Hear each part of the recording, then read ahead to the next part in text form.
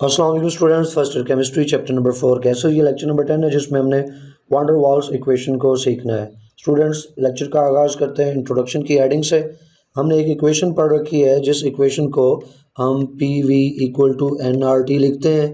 इस इक्वेशन को general gas equation या आइडियल गैस इक्वेशन कहते हैं। स्टूडेंट्स ये आइडियल गैस इक्वेशन है, ये आइडियल गैसेस के लिए ही एप्लीकेबल है।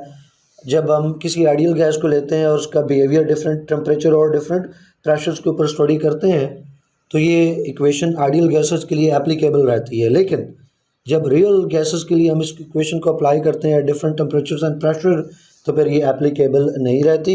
इंट्रोडक्शन में हमारा पहला पॉइंट यही होगा कि जनरल गैस इक्वेशन जो है ये एप्लीकेबल नहीं है रियल गैसेस के लिए at all temperatures and pressure. इसमें करेक्शन ज़रूरी है। वो करेक्शन प्रेशर में की जाती है, वॉल्यूम में की जाती है, और इस correction in pressure and volume को सबसे पहले एक डच साइंटिस्ट थे वान डेर वाल्स, उन्होंने प्रेशर और वॉल्यूम की करेक्शन की 1873 में, और इस करेक्शन के बाद जो इक्वेशन बनी उसको हम वान डेर वाल इक्वेशन का नाम देते हैं। तो दोनों करेक्शंस को वन बाय वन पढ़ना है। सबसे पहले स्टूडेंट्स वॉल्यूम करेक्शन।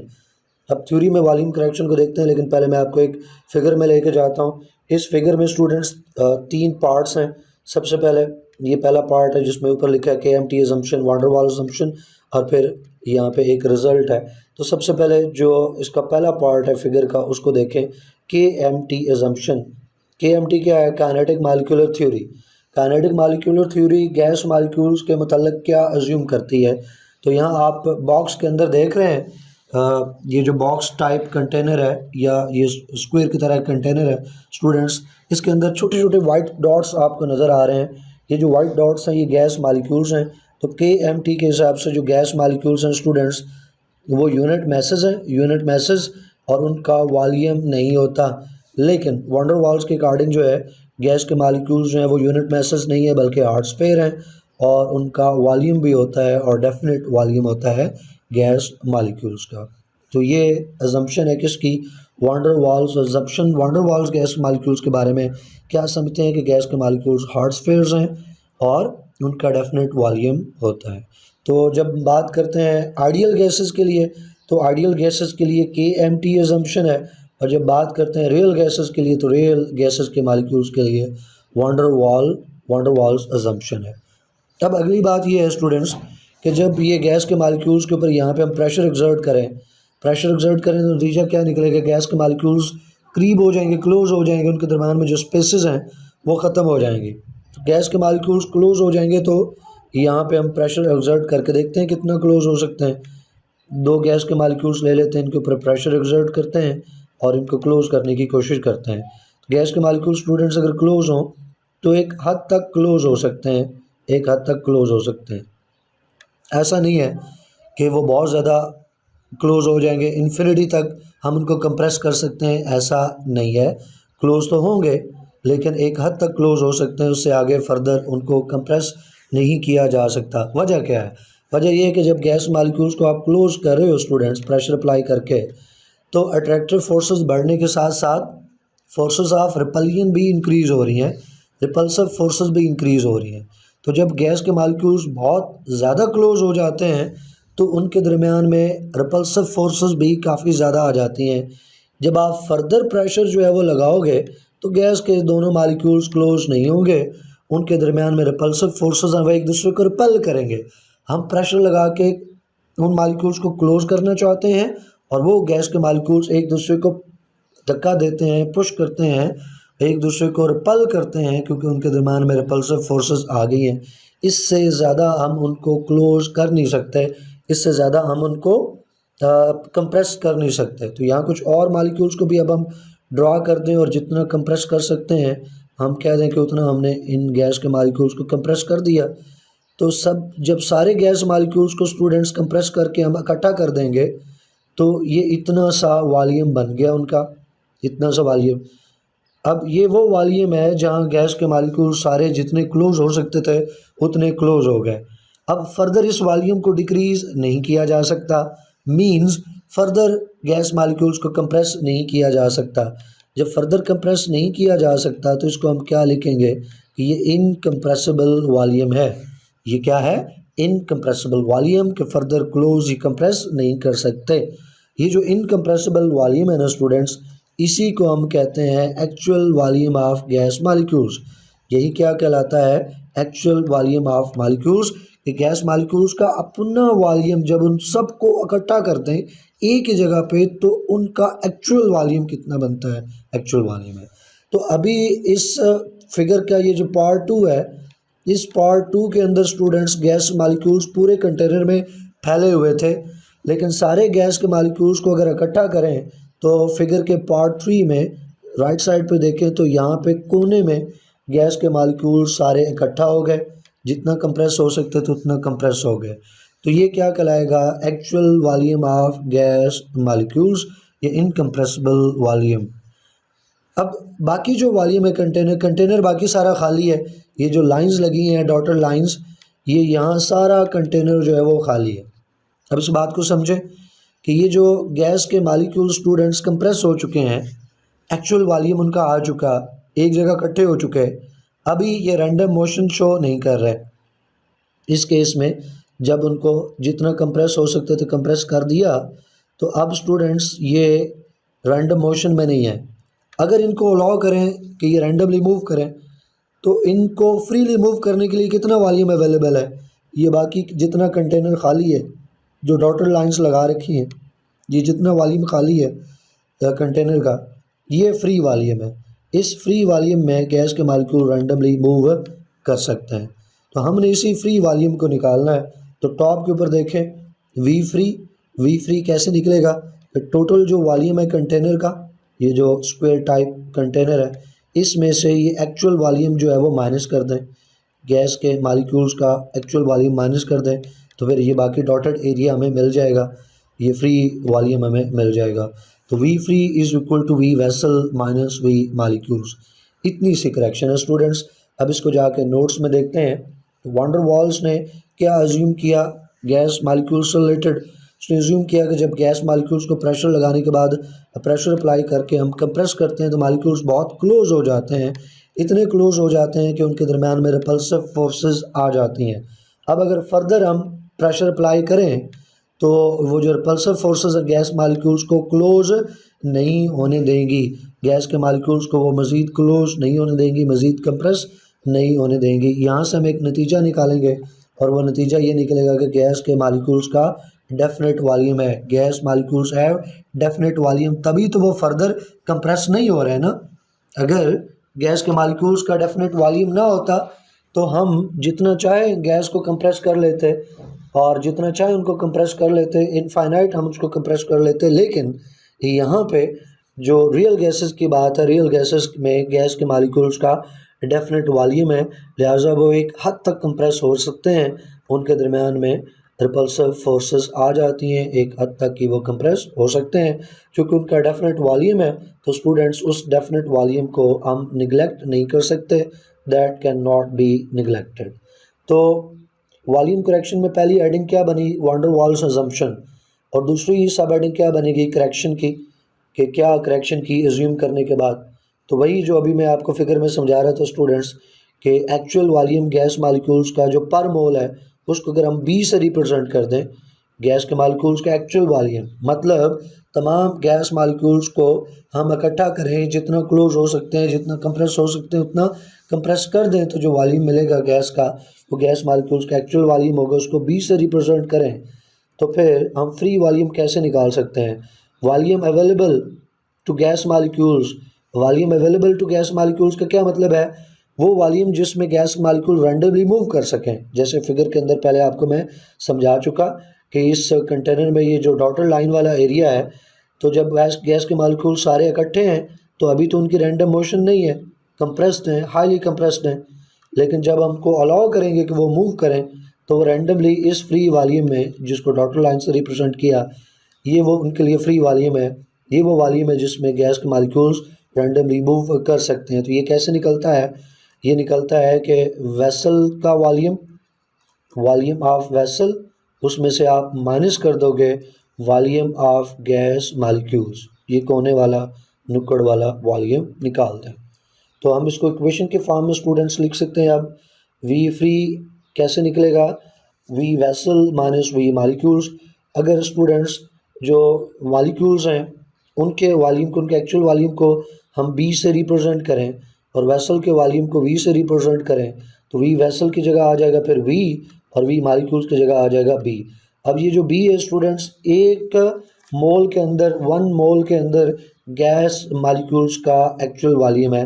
लेकिन अगर 1 मोल ना हो, n नंबर ऑफ मोल्स हो गैस के, फिर हम b के साथ n को मल्टीप्लाई कर देंगे तो हमारे पास इक्वेशन बन जाएगी v free is equal to v minus n B.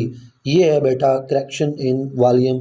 इतना सा काम था बस, एक इक्वेशन बनाई v free equal to v vessel minus v molecules और फिर v वेसल को v से और v मालिक्यूल्स को b से रिप्रेजेंट किया, b को फिर n से मल्टीप्लाई किया तो v minus n b, that is the correction.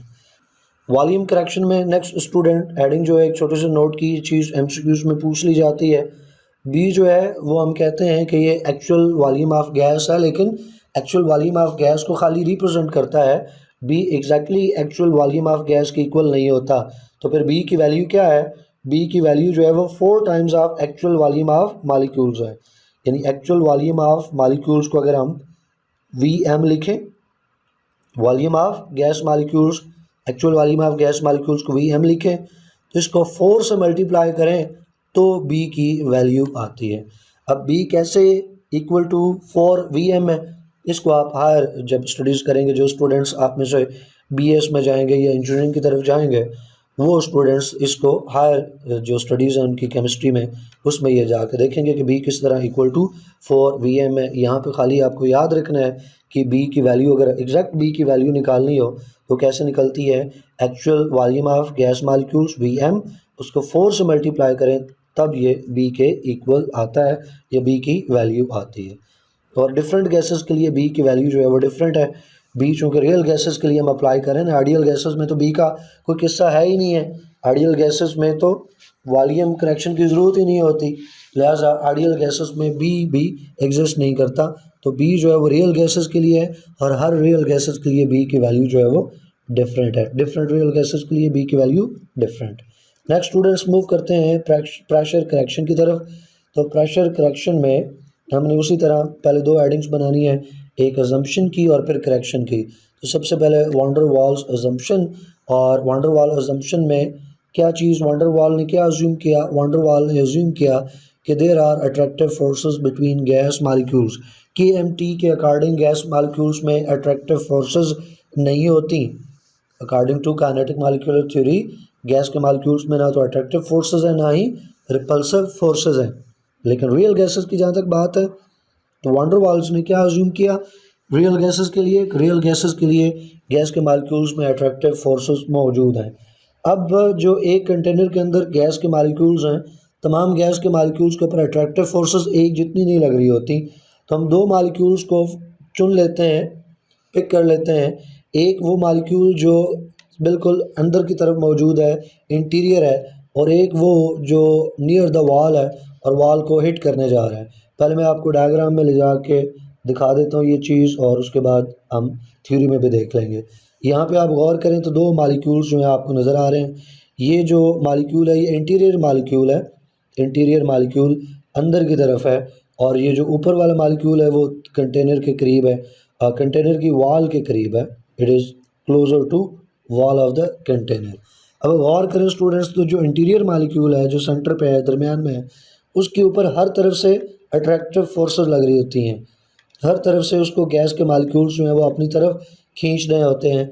लिहाजा जो इंटीरियर मालिक्यूल है, चूँकि हर तरफ से उसके ऊपर बराबर फोर्सेस लग रही होती हैं, तो नेट फोर्स की बात करें तो इंटीरियर मालिक्यूल के ऊपर किसी तरह की कोई नेट फोर्स नहीं लगती।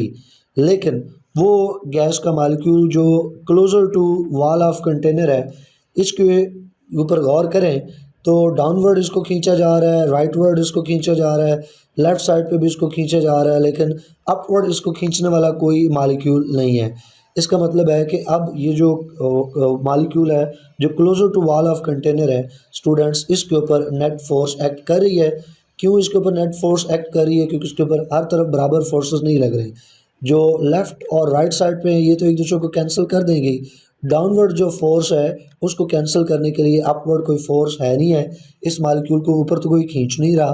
तो लिहाजा इसके ऊपर नेट फोर्स एक्ट कर रही है। तो जो मालिक्यूल्स इंटीरियर पे होते हैं उन पे नेट फोर्स ज़ीरो होती है, और जो मालिक्यूल्स क्लोज़र टू वॉल होते हैं उनके ऊपर नेट फोर्स लगती है। अब गैस का प्रेशर कैसे आता है स्टूडेंट्स? गैस का प्रेशर ऐसे आता है कि गैस का मालिक्यूल जाके हिट करे वॉल ऑफ कंटेनर को। वॉल ऑफ कंटेनर को जब गैस का मालिक्यूल हिट करेगा तो फोर्स लगाएगा, वही फोर्स ओवर एरिया हम उसको प्रेशर का नाम देते हैं। Force over area is called pressure. तो गैस का मालिक्यूल जब कोलाइड करेगा स्टूडेंट वॉल के साथ तभी फोर्स एक्सर्ट करेगा और उसी वक्त जो है वो प्रेशर जनरेट होगा।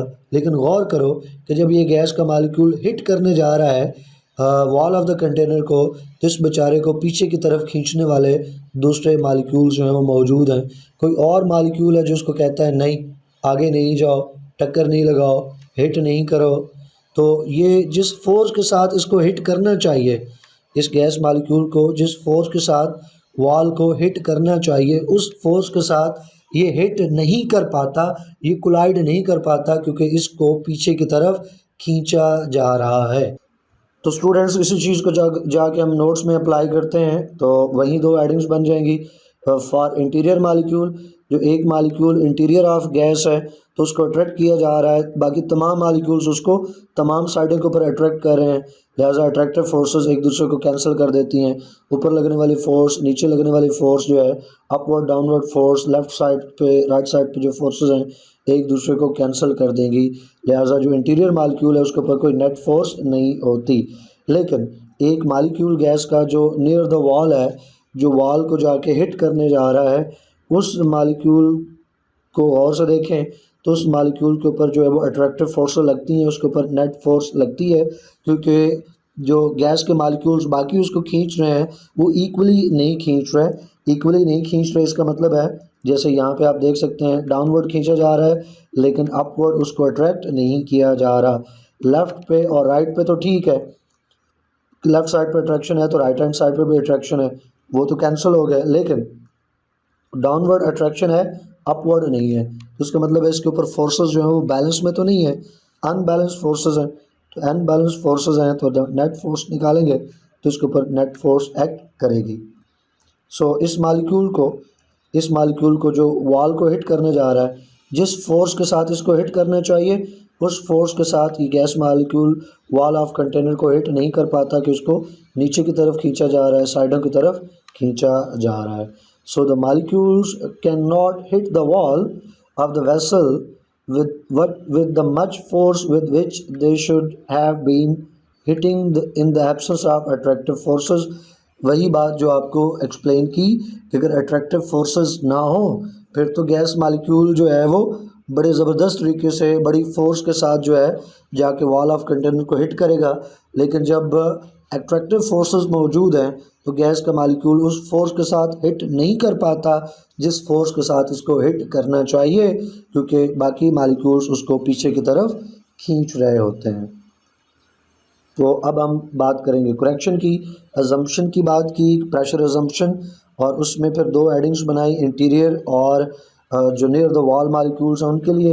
और अब हम करेक्शन की हेडिंग बना के करेक्शन करने जा रहे हैं।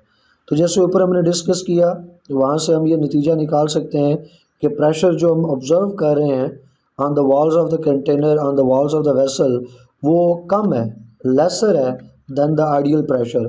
आइडियल प्रेशर कौन सा होगा? आइडियल प्रेशर तो वो होगा कि जब फोर्सेस ऑफ अट्रैक्शन एग्जिस्ट ही नहीं करती, जब फोर्सेस ऑफ अट्रैक्शन है ही नहीं है तो फिर जो प्रेशर होगा वो आइडियल प्रेशर होगा। लेकिन जब फोर्सेस ऑफ अट्रैक्शन आ गई हैं तो गैस के मालिक्यूल्स कम फोर्स के साथ हिट करते हैं कि उनको पीछे खींचा जाता है।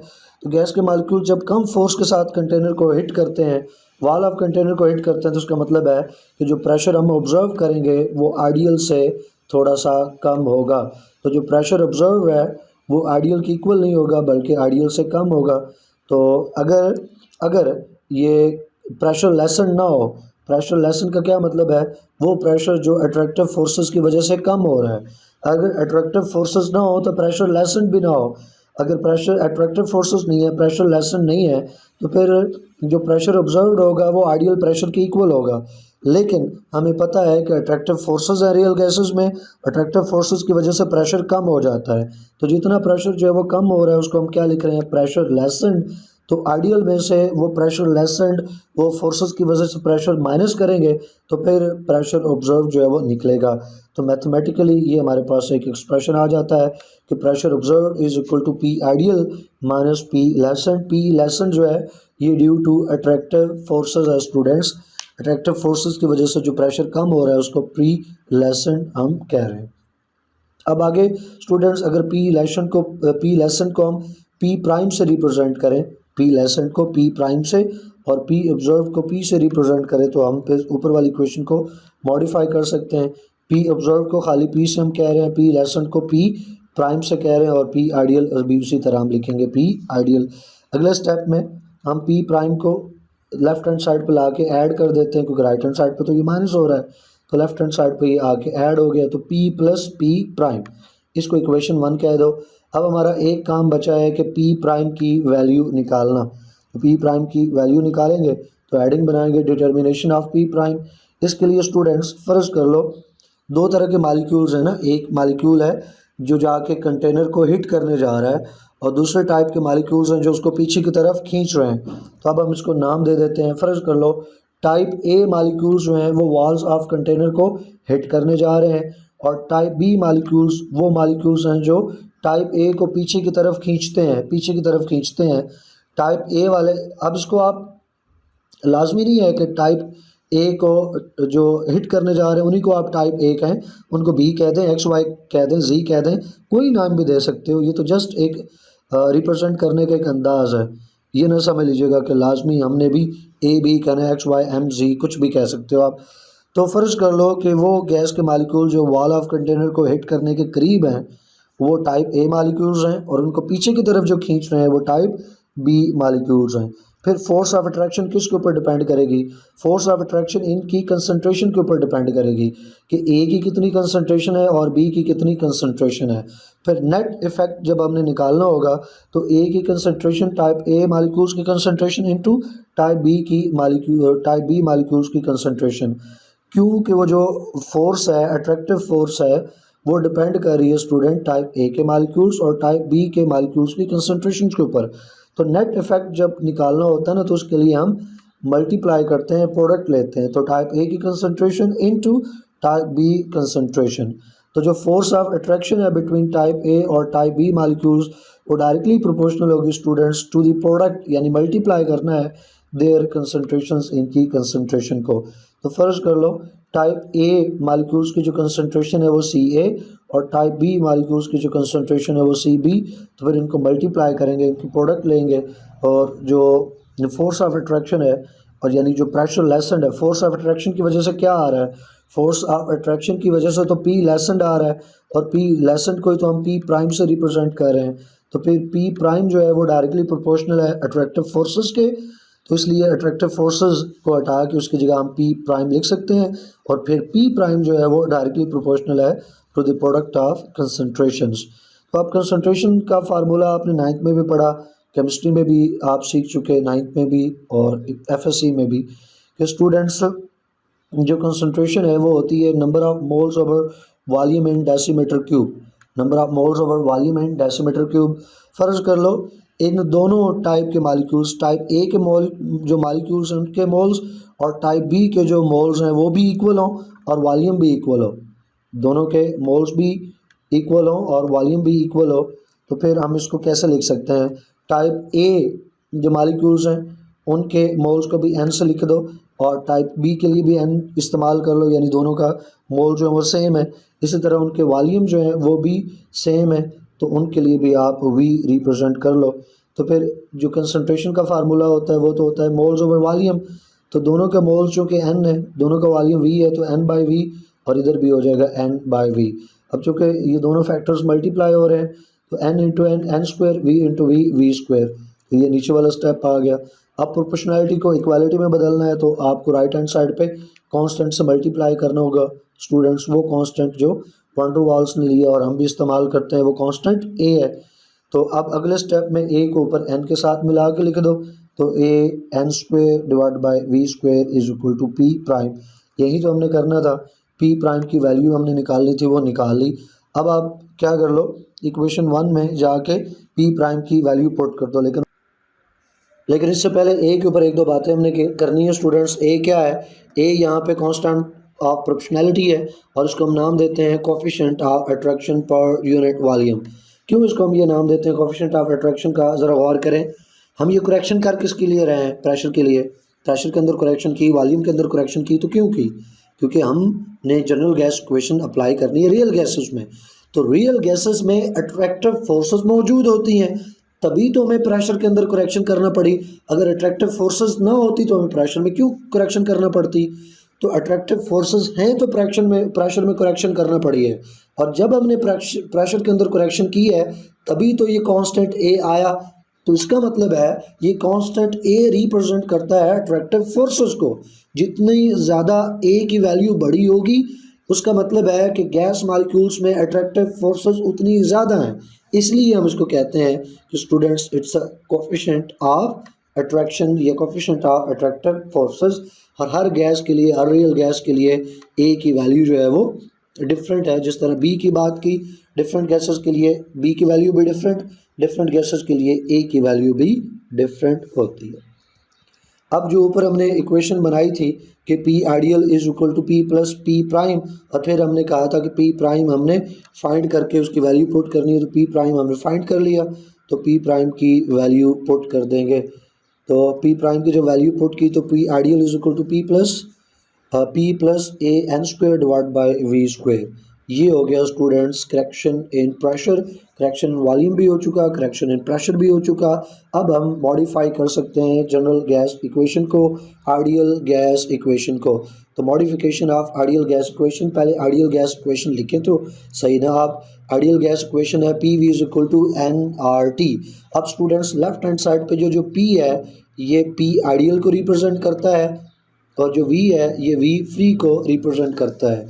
तो हम ये दोनों ही फाइंड कर चुके। पी आइडियल ये अभी देखो हमने फाइंड किया और जो वी फ्री है वो हम पहले वॉल्यूम करेक्शन में ही फाइंड कर चुके। तो उनकी वैल्यू जो है वो पुट कर देंगे। पी आइडियल और वी फ्री की वैल्यू पुट करें आप, तो पी आइडियल की वैल्यू आ गई और ये वी फ्री की वैल्यू आ गई। राइट हैंड साइड पे कोई चेंज नहीं आया, तो राइट हैंड साइड तो उसी तरह से। तो ये जो इक्वेशन है स्टूडेंट्स आपके सामने, this equation is known as van der Waals equation. Van der Waals equation, इसको आपने याद रखना है क्योंकि इसके ऊपर एग्जाम में समटाइम्स न्यूमेरिकल आ जाता है, मोस्ट ऑफ द टाइम इसकी डेरिवेशन आ जाती है और कभी कभार इसके ऊपर न्यूमेरिकल आ जाता है। तो इक्वेशन अगर आपको आती होगी तो ही आप न्यूमेरिकल प्रॉब्लम जो है वो सॉल्व कर सकेंगे। अब लास्ट के ऊपर जो हेडिंग है वो यूनिट्स ऑफ ए और बी के ऊपर है। ये चीज़ भी इम्पॉर्टेंट है क्योंकि ये एमसीक्यूज़ में अक्सर पूछी जाती है। तो पहले ए की बात कर लेते हैं, यूनिट ऑफ ए। तो यूनिट ऑफ ए निकालना है तो पहले आप ए जो है वो सेपरेट करोगे। ए सेपरेट कैसे होगा यही ऊपर देख लेते हैं। यहाँ से ए आपको अलग करना है तो कैसे, बल्कि थोड़ा और ऊपर जाते हैं। यहाँ तो हम वैल्यू पुट कर चुके ना, यहाँ पे हमने ए निकालना है। तो वी स्क्वायर जाके इधर आप मल्टीप्लाई कर दो, तो पी प्राइम के साथ वी स्क्वायर स्टूडेंट्स जाके मल्टीप्लाई हो गया। फिर एन स्क्वायर जो है वो मल्टीप्लाई हो रहा है तो नीचे आके डिवाइड हो जाएगा एन स्क्वायर, और इधर क्या रह गया, खाली ए रह गया। तो अब हम यूनिट्स भी निकाल सकते हैं।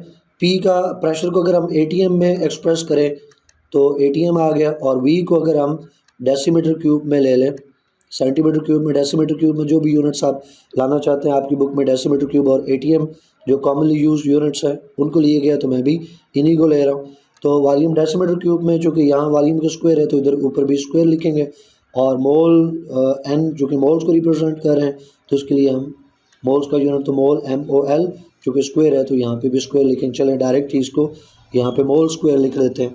अब ऊपर ए की काम है सॉल्व करने का, वो पावर है, तो पावर को अंदर आप मल्टीप्लाई कर दें तो ATM आ जाएगा स्टूडेंट्स, और ATM के साथ इसको सॉल्व करें तो 2 जो अंदर मल्टीप्लाई हो जाएगा तो ये बन जाएगा D और M रेज़्ड पावर 6, और ये जो मोल स्क्वायर है ऊपर जाके माइनस में बदल जाएगा तो मोल रेज़्ड पावर -2 ये पर मोल स्क्वायर। तो ये यूनिट आ जाएगा स्टूडेंट्स यूनिट ऑफ ए।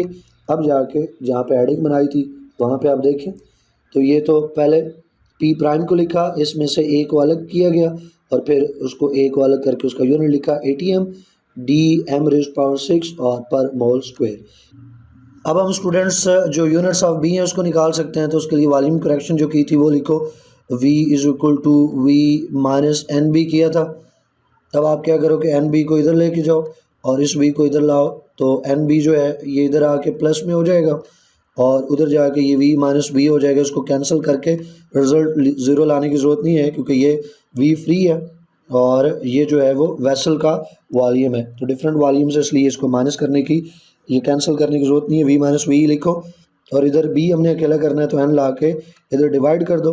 तो n को इधर ला के जब हम डिवाइड करेंगे स्टूडेंट्स, तो अगला स्टेप क्या बनेगा, b एक तरफ रह जाएगा, ऊपर v माइनस वी हो जाएगा, तो नीचे आ जाएगा n।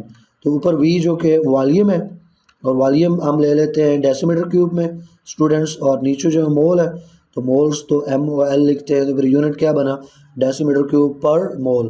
तो अब ज़रा गौर करें, ऊपर जो कॉलम बन रखा है उस कॉलम के अंदर क्या यूनिट लिखा है, डेसीमीटर क्यूब पर मोल। ये देखें डेसीमीटर क्यूब पर मोल, तो ये यूनिट हो गया बी का। और बी को हम क्या कहते हैं, इनकम्प्रेसिबल वॉल्यूम है, इनकम्प्रेसिबल वॉल्यूम पर मोल तो है ही है जैसे आपको यूनिट्स में नज़र आ रहा है। इनकम्प्रेसिबल वॉल्यूम क्यों लिखा, इनकम्प्रेसिबल वॉल्यूम मैं आपको स्टार्ट में ही बता चुका हूँ कि B actual volume of gas molecules है। कब आता है, जब तमाम गैस मालिक्यूल्स को इकट्ठा कर देते हैं, कंप्रेस कर देते हैं, जितना कंप्रेस हो सकते हैं उतना कंप्रेस करते हैं, फर्दर वो कंप्रेसिबल रहते ही नहीं है, तब हम इसको कहते हैं कि बी इज़ इनकम्प्रेसिबल। तो यहाँ ये लेक्चर एंड हुआ। आई होप कि तमाम चीज़ें आपको समझ आई होंगी। कोई क्वेश्चन हो, क्यूरी हो तो कमेंट सेक्शन में पूछें। वीडियो को लाइक करते हैं, फ्रेंड्स और फेलोज के साथ लाजमी शेयर कीजिएगा। टिल नेक्स्ट वीडियो, अल्लाह हाफिज़।